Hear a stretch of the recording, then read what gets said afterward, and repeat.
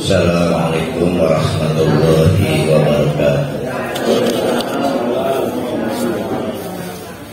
Alhamdulillahirabbil alamin. Nahmaduhu wa nasta'inuhu wa nastaghfiruh wa na'udzu billahi min syururi anfusina wa min sayyiati a'malina.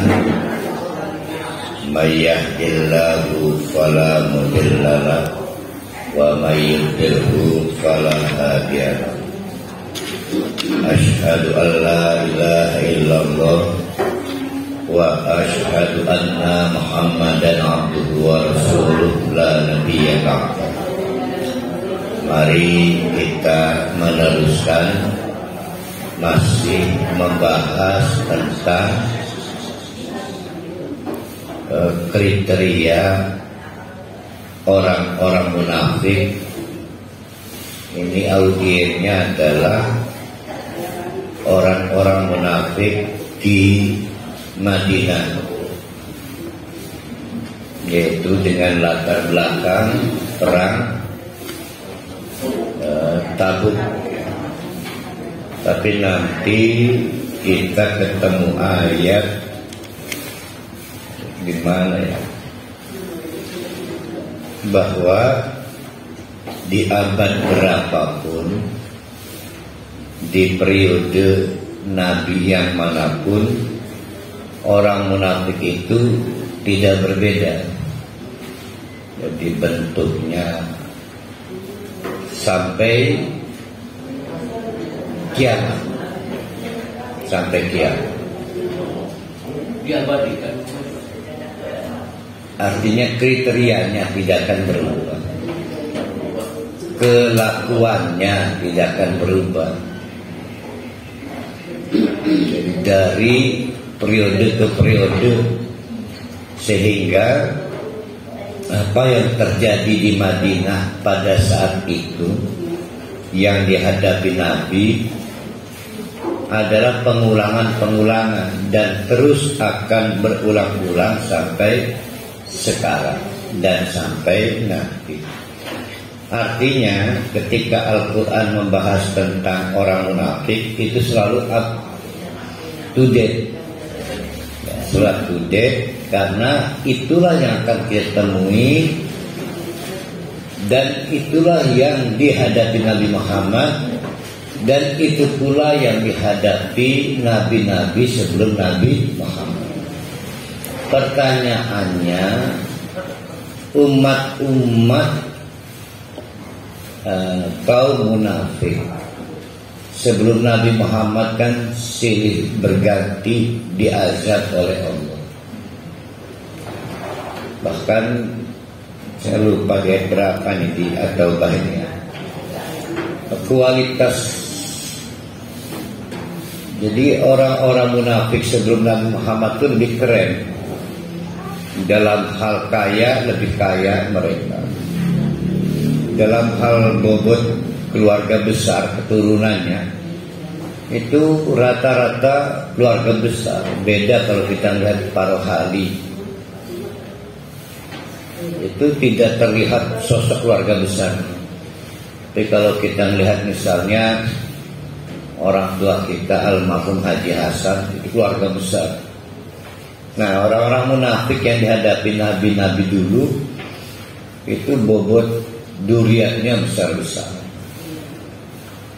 Terus fisiknya lagi hebat-hebat, jangkung ya gede, tapi tumbang juga itu oleh azab Allah. Nah, itu yang sekarang kita pikirkan, apakah juga berulang azab Allah kalau kita mempraktekkan kemunafikan hari ini, saat ini. Nah, dengan latar belakang surat At-Tabuk itu, Nabi menghadapi hal serupa. Jadi di sisi lain surat At-Taubah itu mengingatkan Nabi, hei Nabi, ini bukan barang baru. Bengen senior-senior kamu, nabi-nabi sebelum kamu juga menghadapi begini. Jangan kecil hati, tumbang oleh Allah.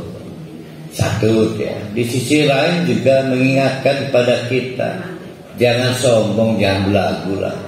Dulu senior-senior munafik kalian itu juga tumbang oleh kekuatan Allah. Jadi jangan belagu. Walaupun tampak sholat, habitat a'maluhum. Habitat itu apa? Sia-sia. Sebetulnya bukan sia-sia. Kalau kanker itu apa itu? Ada stadium menjalar ya. Menjalar. Bayangkan ada kanker payudara menjalar sampai jadi kanker tulang. Habis kan? Nah ini terlihat sholat, boro-boro dapat pahala. Di dunia dapat balasan. Kok ada istilah di dunia dapat balasan? Kan begini gagasan dasar teman-teman munafik ini, ibu-ibu, bapak-bapak. Sholatnya itu berharap dapat benefit di dunia,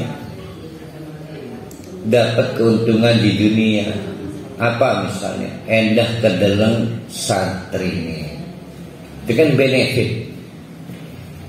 Boro-boro dapat benefit. Bong dia mengidap kanker kok.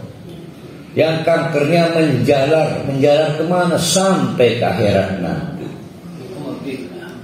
Sehingga karena menjalar sejak di dunia, maka di dunia nggak dapat benefit, di akhirat juga nggak dapat pahala. Ya pokoknya munafik ya. Kemunafikan ini kan nanti banyak bentuknya.